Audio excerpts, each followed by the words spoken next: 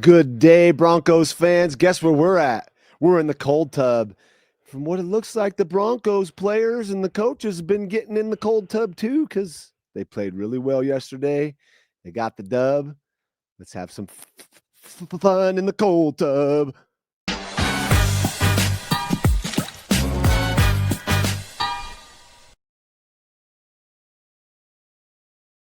What's up, guys? There we are. How are we today?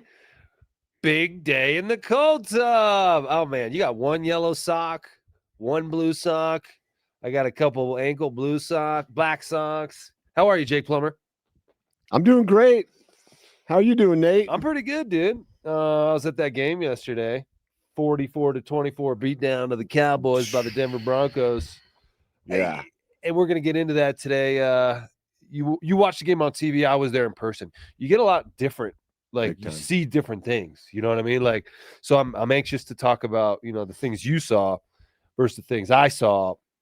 But what were your ultimate takeaways from that game right off the bat? First off, those unis are sick. Yeah. I love that uniform and that old logo. I mean, that's just, man. And then, the team kind of embodied some of these teams of the past. They played really well. They played hard. I didn't know what to expect. I think a lot of us were, hearing the narrative of a big letdown after an emotional victory like the last week's victory. And they didn't listen to the noise. And, Peyton chewed their ass on Monday from what we talked about. So keep it up, Coach Peyton. Maybe he's just saying that, so we think it's doing that. But whatever they did last week, they got better, and they showed it to us. So I was in the press room after whatever and listened to Sean Payton talk about last week, and it was really cool because he said that, okay, so what he said immediately after the game last week was after an emotional win like that, like he's like basically like next week is not going to be good for these guys. Yeah. Historically speaking, the teams that win those games lose the next week.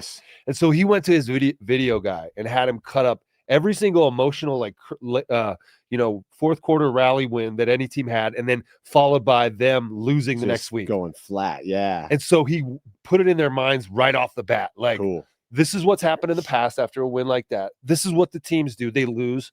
We're not going to allow ourselves to be that. And the psychological approach, that messaging clearly worked. These guys came out and were like, no, we're not going to be that way. We're actually going to go the other way. And they dominated the Cowboys. So I think Sean Payton, is a master of the psychological approach, what to say to your team and when, because he's been there. This is his 18th season as a head coach. And so he's been in almost every situation you could think of, like how to treat your team after a big loss, how to treat them after a big win, a close win, a Thursday night game and a close win. So I think his experience really is beneficial for what these guys are trying to build. I think also he's saying some things that to feed the media, to just feed them. You're out at the park, you're throwing down birdseed to the pigeons. When you go back to your actual real job and be around your players, it could be a completely different message. So you think he's bullshitting the media essentially? Quite possibly could be, to feed them what they need, and then going back and just because in those closed doors, behind closed doors, and how things are, we don't know a lot of the inner workings of what's going on in the facility day to day and how it's going down. So saying one thing, getting that narrative out there, I don't know. I mean, maybe. Well, I think right after the game, he was probably pretty emotional himself in his own way. Yeah. And he's wasn't happy. You know what I mean? Because for the most part, it wasn't great football. Yes, we won an emotional game, but he also understood what that might lead to the following week, a letdown. And so he's looking at the long game, right? Yeah. And so he's got to go back and figure out, how do I not let that happen? How do I allow my team to focus on what they need to be focusing on and not get too high, right? They'd always say, hey, don't get too high, don't get too low, stay even keel. That was some of the best advice Troy Aikman ever gave me early on in my career when I was getting the attention of a guy like him and being able to sit down with him. He said, just you're gonna have these moments like that, but just stay right in the middle. And we hear Bo talk about that, he just stays right in the middle. He just believes the sun's going to come up tomorrow. Yeah, it's going to happen. I mean, good game, bad game. I've got a strong faith in myself, my players, my organization. That's one of the best things you can do, because just like a 4-quarter game and the story that happens during those 4 quarters, the season is an entire different story. And I love that you mentioned the psychological part of it, where coaches are masters at manipulating these pieces of the chess pieces that were the players. Yeah. They got to tell them some things sometimes that they don't want to say, but maybe just to fire them up, to piss them off, to make them hate me for a second. Yeah. Because that's just the way that these over testosterone, like mega, I'm going to kick your ass football players are. Like, you threaten us, we're going to come back harder. So there's tons of mind games going on, but bar none, hands down, what a win, what a dominant win to beat the Cowboys, who were coming in a hot team, hot offense. Like, all three phases worked well in the game yesterday, and we saw what a well-oiled machine can do. Yeah, we're going to take a look at that well-oiled machine in a couple minutes here. We got some plays we're going to review for you guys. And it's going well, the review, because, clearly the advice that we're giving you in particular, Jake Plummer, with a bunch of career starts under your belt. I know that's where you keep them.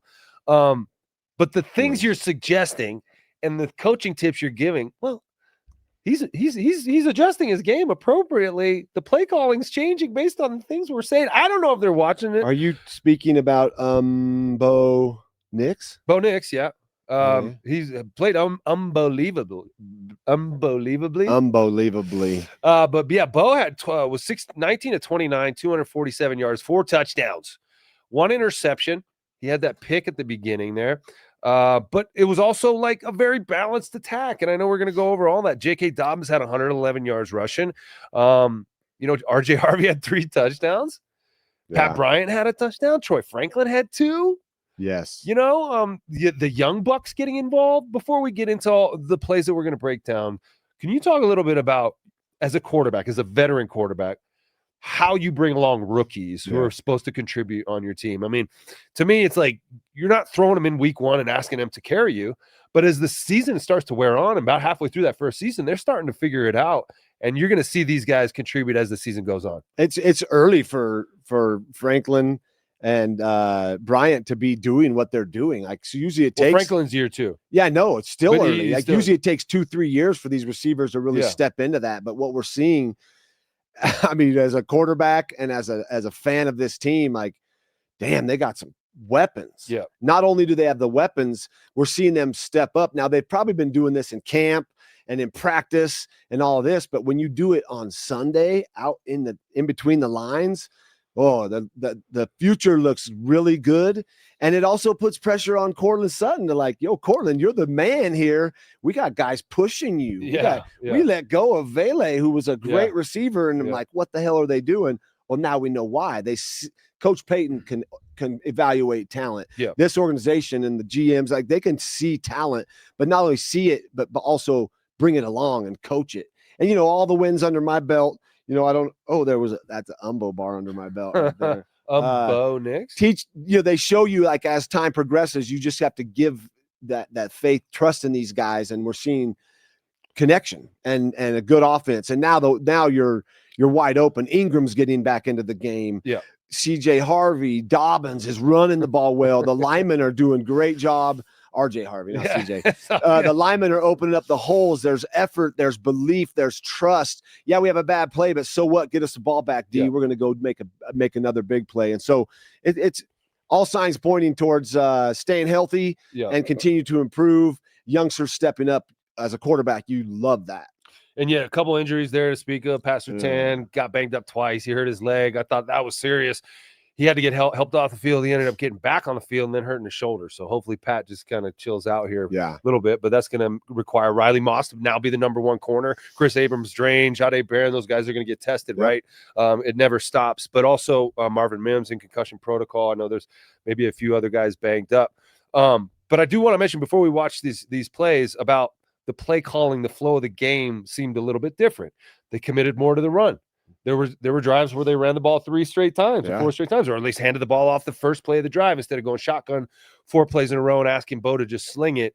And also the personnel they used on some of the short, like, bubble screen quick game to the side. Sean Payton alluded to some of that last week. We got to think about who we're asking to do certain things. And when you throw a bubble screen out there to a receiver and you have, like, Troy Franklin, Marvin Mims, and maybe some of your smaller receivers blocking out there, well, all those guys got to hit their blocks or it's a negative play.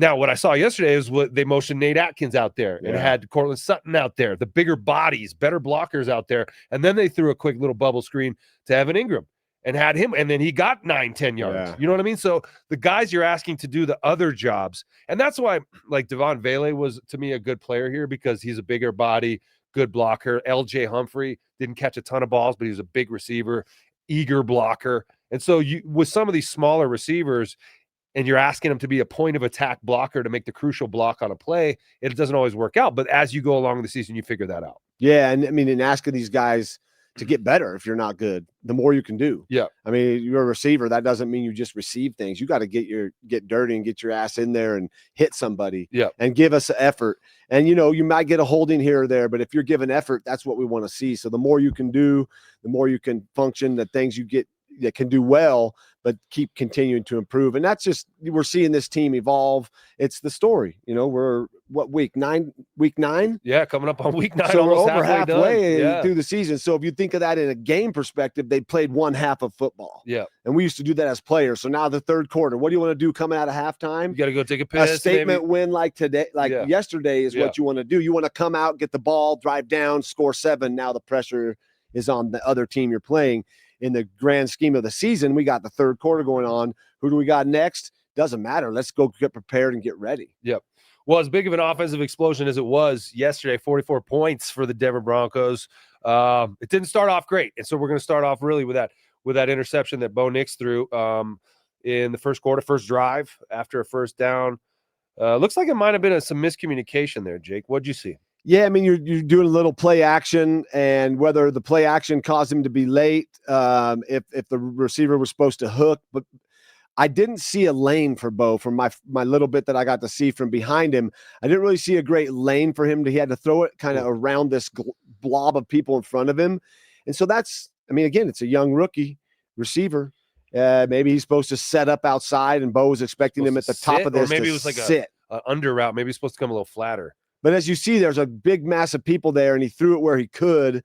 The receiver ran right through that window. So, again, you're starting out, and we're like, oh, no, here it goes. Yeah, right. This team can't function in the first quarter or the second quarter. Yeah. I could feel the fans feeling that, and the stands are, the players don't care, man. You make a bad play like that as a team, you got to bounce back. The defense is going to come out and ball. And Bo's awesome at making a bad play and forgetting about it. Yeah. I mean, that's one thing as a quarterback you have to do. Have a short memory, if any memory at all, when you're in it. Let it go, and we saw him let it go. A lot of them talked about trying to change up like the feel of practice and have more edge to their practice and make Wednesday feel like Sunday.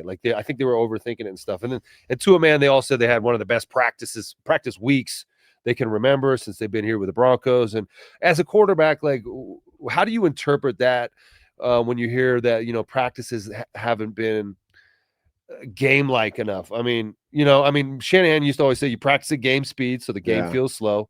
Scout team was really important. The scout team had to give a great look and give them, when I was playing scout team receiver, I wanted to give our guys a better look than they were going to get on Sunday. So I was busting my ass. I was laying it on the line, and I was trying to give them real looks. Yeah. You know what I mean? And so how do you make sure you have a good practice? It's unselfish guys like yourself on scout team giving that look. I started on scout team, and I was ripping the ball all over the place with the Cardinals, and eventually they see you making plays and go, wait a sec.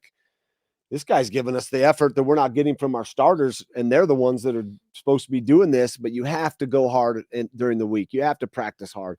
I never had a gauge in my head that was like, oh, it's practice. I'm going to dial it down a little bit. Yeah. Every rep I took, I had the same, couldn't hear, was focused going down the field, whether it was a practice or the game. And that's just me. That's how I function. And so when you got your number one doing that, which Bo was just like that too, he ain't taking plays off in practice. And you have to push yourself too sometimes, working through what we saw, which we're going to get to, like some things Bo worked on obviously this week. Those are done when the team's doing something else and you're over with your QB coach, getting down, doing those little things that nobody sees that you got to work on. So yeah, practice is huge. You can have a bad practice and still have a good game that week, but the more you can get a good practice where guys are not making mistakes and you're getting through it and you're on and off the field, that's what I loved. Yep. Shanahan said, you fly to the ball, you practice hard, no mental mistakes, and we get through it. We're off the field in an hour and 15 minutes. we get it done. Hour 30, we're done. We're not out there for 2.5 hours during the week when you're hurting and all you want to do is get in the cold tub and turn it on and listen to what we're talking about so you can hear what you're working on this week. You got to do that. And you got to get out there and get it done. And that takes a whole team effort. And that takes the trust. That takes getting the right guys that want to come out and make this team better, whether they're number 1 or number 3 on the depth chart. It's all about the team. Yep, and they did something right clearly this week, so mirror that as far as preparation goes. All right, moving on with the film. The Broncos defense allowed a little bit of a drive. Actually not. They were able to shore it up there because the Cowboys got some really good field position, gave up a field goal, and then the Broncos got the ball back, and then the floodgates freaking open. Yeah, they did. I'm going to start off with this RJ Harvey 40-yard house call. Yes, great play here. I love the sweep. It's coming back, and I think we're seeing the ability of this O-line to set up the defenders and to stretch and pull and get out there. You got guys downfield, 10 yards, making blocks, linemen downfield right here. This doesn't happen without the other 10 people doing their job. Now, I know Bo's job isn't much. He's just pitching it. But that first important block, it's a receiver coming down, and you see it's number 13, Bryant, coming down and sealing off the DN. That's not an easy job to do when you're a receiver, but he did it. He did it. And if that doesn't happen, this play is done. That's when you're that receiver with that job, it's kind of a nerve-wracking job because this guy's like way bigger than you, obviously, and he's about to come up field, and you're kind of standing there. You can see you out of the corner of his eye. He's thinking maybe this guy's going to crack me, but probably he's just going to release into a route.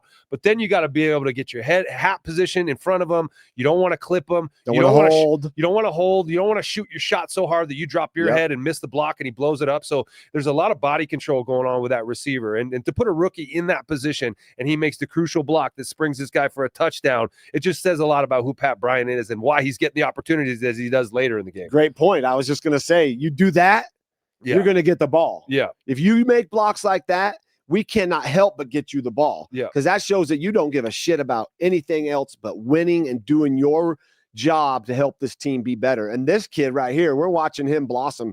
He's got some talent now. I mean, you got a little lightning in a bottle, we like to say, man. This kid is we're going to continue to watch him make plays. And when he does that and the line gets out and we got guys unselfishly giving up their bodies, that's what happens on the Sunday. That's how you whoop Dallas's ass. And what a luxury it is to have two guys, RJ Harvey and J.K. Dobbins, playing at that level. Big time. They're going to be useful as the season goes on, maybe into January, maybe even into freaking February. Ooh, that would mean a lot. You're saying a lot of things right there. There's a lot of who cares about that, Nate? You know, as a player, you just think about this week. One day at a time. One day, one play, practice, one play, one chin strap buckle at a time. That's right.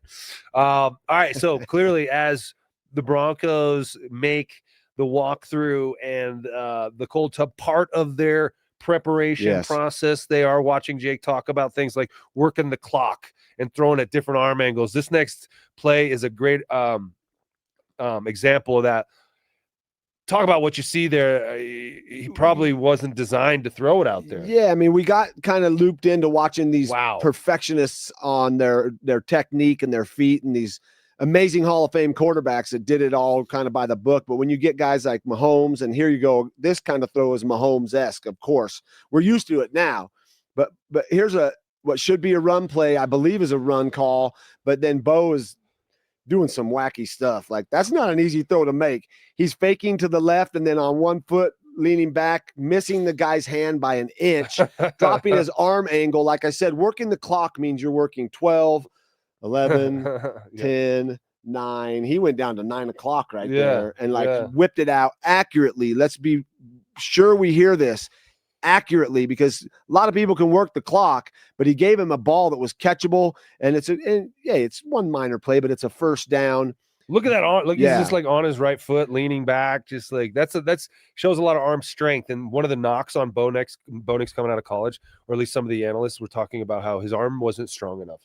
He wasn't going to have a strong enough arm. We're going to see some more clips here that'll show you that those analysts are absolute idiots. Unless you hear Troy Aikman or Trent Green or some of these like guys that have done it talk about someone's arm strength and what they can do, don't pay any mind to those idiots that are sitting there talking about it. Bo Nix's arm is just fine. In fact, it's like next level. Yeah. He's got one of the best arms in the league right now, I believe, to be able to make any throw and all throws from all angles. Yeah. And really it's about feeling comfortable in the offense for it to really blossom, right? Yeah, you got to be comfortable. You got to get the play. You got to know where guys are going to be. You got to trust those guys to be there. Yeah. You got to trust the line to open up. And then when they don't, you move off kilter and your feet might not be set. We're seeing Bo with his feet not set, still deliver accurate throws, give guys a chance. And so, I mean, his upside is huge. We're seeing him evolve and grow as a quarterback year 2. I love his personality and just the way he believes in himself. Well, we talked about Pat Bryant making that block that sprung RJ. There's so many like acronyms or like initial guys. RJ Harvey's awesome Number touchdown 12. There. Pat Bryant's got himself a touchdown on a really beautiful pass by Bo Nix and a really gorgeous catch there. Showed a lot of concentration. Bo dropped this one in the basket.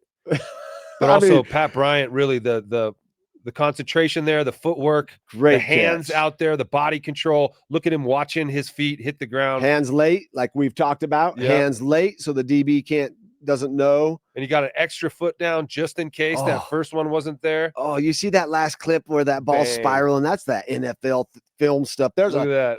There's 5,000 kids watching that going, man, I want to be like Bo Nix. I want to play on Sunday. And here's this cat going down to celebrate, get that ball, because you know what? Bo loves his teammates. You can see it. Listen, this is a next level dime, effortless looking. He just rips it. He puts it in the one spot, the one and only spot that this play happens. Of course, you can say, well, if he underthrows it, it's a PI. Bullshit. We don't play that way. As a fan, you might want that. This is what we want as players. A dime dropped in the corner to your player. Now we know. I know now. Later in the year, if I got to make this throw, I got 13 I can trust. Yeah. That was next level. I mean, I when I saw that, not only did I love the throw because I know Bo can make all these throws, but I'm like, wow, here's another kid stepping up, making plays. Yeah. Well, that Pat Bryant ran a textbook fade there because he left himself room on the sideline. He stacked his defender. So by stacking it, you get on top of him and you keep him behind you. Yep. And then let the ball fade you to that pylon there, and you have the extra room there because you've created the space. If you allow the DB to squeeze you to the sideline, all of a sudden it's a jump ball there and he can break it up. Pat Bryant used his body as a wedge between the ball and that defender, get into the last minute, late hands, and really it was a beautiful throw. Beautiful catch. You love seeing that, though, your QB and receiver. Like, hey, it means something when you matter, and all the focus is on Bo, but Bo knows. He knows who's out there helping him, and that's one of the cats right there. We're going to see Bryant, continue to make plays. All right, let's move along. We've got I think this is a J.K. Dobbins. Oh, dang. Listen, I was at the ASU game this weekend on the sideline with some friends, and I told them, beware, do not get complacent on the sideline and think it's all ha-ha. No. Right there is what happened. But this is what I love. This says so much to me about Dobbins, because you see guys just jack dudes up, and then they just turn and go back to the huddle. Oh, helps him up. He's got the compassion and love to help this dude up. And this guy's yelling, going, woo! And he took a hit from this guy's one of the highlights of his entire life, that he took a shot from Dobbins and got back up to talk about it. He's probably a little sore today, though. Oh, he's sore as hell today. He took a few Advil. He's in the cold tub, too. That's right there. That's usually right where I stand, like in that area. I was up in the press box stuffing my face at that time. But no, that action comes right in your lap. Yeah, and fans will see this happen numerous times. A cheerleader gets wiped out, or a film guy, and players that are all about themselves, like Pickens ain't helping him up. Oh, Pickens is going, look at me, everybody. We're getting our ass kicked, but I'm the focus because I'm Pickens, and look at me. J.K. Dobbins, he cares. He helped that guy up. He doesn't know that dude, but he showed that he actually cares about other human beings, and that, to me, is what I like to see. Well, to be fair to George Pickens, I mean, like, he does have two mouthpieces, in case one of them gets dirty or something. You see him, one pink, one yellow one there. Yeah. What is this fad? What is this happening? What are they doing? Mouthpieces are for your mouth, so you don't get concussions or broken teeth or broken jaw. It's not an accessory. So I got my hat, but I need two hats. I'm starting something right here in the cold tub. Let's do the 2 hats. Some guys wear 2 watches now, dude. 2 mouthpieces, 2 hats, 2 shoes, socks that don't match, 2 hands. Oh, yeah. You got 2 hands? Yeah, so does Riley Moss. And if he ain't careful, you better put these cats in boxing gloves. I'm telling you, coach, put them in boxing gloves or tape their hands shut during practice. Yeah, so but they Riley stop Moss, grabbing jerseys. Riley Moss has the lowest completion percentage on him. Of course he does. Watch him closely. He's grabbing jersey every single play. Well, if they're not calling it, why does it matter though? Kid, you're balling. You're balling. As we see coming up here soon, the defense rally into the ball. You're playing your ass off. Keep it up. But he's getting away with a lot of things. Even that catch in the end zone where the cat was out of bounds. Lambs was out of bounds. Yeah. He hit him early. That could have been a flag, but it wasn't. And you're grabbing a lot. Just saying. I don't want to put this out there, but it's like it gets called. It's talked about a lot anyway. Big moments. But let me ask you this though: like if they're not calling it and he is having success, maybe they don't call that anymore. He got called for 2 back-to-back PIs though. Yeah, he did. Late in the game. Yeah. Could have been big plays if the Cowboys were closer. We hadn't gone down and scored again. That it could happen. So anyway, just saying, let's clean it up because you don't want that to come back and get us. Yep. Always something to clean up. You're never perfect. We're trying to attain a level of perfection. We're always coaching for perfection. That's the thing about football that could rub some people wrong when they first step in the building. It's like, oh, you didn't think I was good, coach? Well, it was good, but it wasn't quite good enough. We're going to coach you like towards the standard of a perfect football robot. If you don't do it like perfectly, then we might have something to say about it. You shake your head about that? I mean, do you think that's wrong to coach guys on a standard of perfection? Not as an asshole, but like, hey, here's how you can make that even better. I mean, we say perfection, but what does that even mean? Well, I mean, like technical perfection, I guess. Yeah, you want to gain. You're always aiming to be the best you can possibly be. Right. And if perfection is that pinnacle, then sure, set your sights on that. Well, you're never going to get as a player, I knew I would never be perfect. Right. But you want to get coached up. Like you want to improve. I want to be coached to be the best I can possibly be. I want a coach that's going to watch me and help me and tell me the things that I need to work on, like my head and making sure that I'm not giving away the ball and looking too soon. Like little things that I may forget. It's constant. It's never ending. The whole season we're working on something every week that you may put on the back burner because you're focused on something else. So it's a constant evolution of like, this perfection is this thing we say, but it's just to be a well-rounded player that's open to criticism, to coaching, but also goes and works on it. Yeah. Because everyone's good in the NFL. And, when I played D3 football, so when I got to the NFL, like, the moves I was using as a receiver in D3 weren't necessarily moving guys in the NFL. I could just move guys out of the way and go run my route. I couldn't do that in the NFL. I had to work on the little things. Your weaknesses get exploited unless you work on them and they become strengths. Right. Yes. I mean, and so that's what everybody comes to work every day trying to do is improve on the weaknesses and get better. It's game planning yourself. Yeah. When you game plan a defense or an opponent, you go find where they're weak. Who can we beat? 11 guys on offense. We're going to attack him because he's obviously the lesser DB or the lesser player. Right. Same with us. We're going to go look at our whole package and say, where am I weak? Yeah. Okay, I'm not great at standing in there. I got to stand in there a little longer before I bail to my right or bail backwards. I got to start working up into the pocket. I got to start using my eyes, my head, keep it downfield so we're not getting balls batted down or telegraphing where we're going. It's a constant game planning yourself and the opponent. And if you're losing by 20 and you make a first down, then you make sure you do the peekaboo, to let everyone know that you are a badass and that even though your team is getting worked, it's not your fault. You can't see me, but here I am. Well, make some plays. Be unselfish. Throw the peekaboo up there, David. I haven't put another mouthpiece on there. Peekaboo. Oh, he had one in his mouth. Oh, good. He got one in his mouth. Perfect. Yeah. Hey, you know what, man? I love players. I like guys that want to play and they're in it and they're all that. But when you're getting your ass kicked, sometimes you need to just STFU. And y'all know what that means. Shut the fuck up. Oh, is that what that means? Yeah.